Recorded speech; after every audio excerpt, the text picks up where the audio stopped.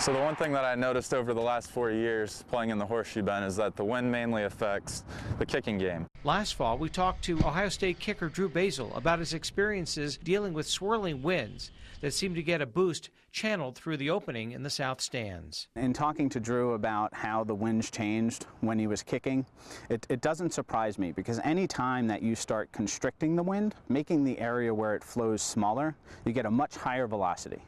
And so as those winds come through and they neck down, I would imagine that he gets a much bigger swirling effect. But that's all changed this year with the enclosure of the south stands, adding 2,600 seats. We're blocking the wind more, but it may create more swirly, gyry wind inside the stadium. I asked Jim DeGran's geography class to do a microclimate wind study on a brisk autumn day.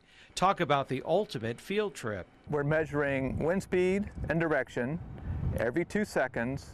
We'll do that for 10 minutes. We've got 7 stations on the field, 1 up in the stands. Are we good? Okay. 5, 4, 3, 2, 1. The students took careful wind measurements and then extrapolated the data onto a computer program in our Storm Team 4 Weather Center. So our 3D anemometer showed us that down on the field, there were strong sinking winds on the west side of the field.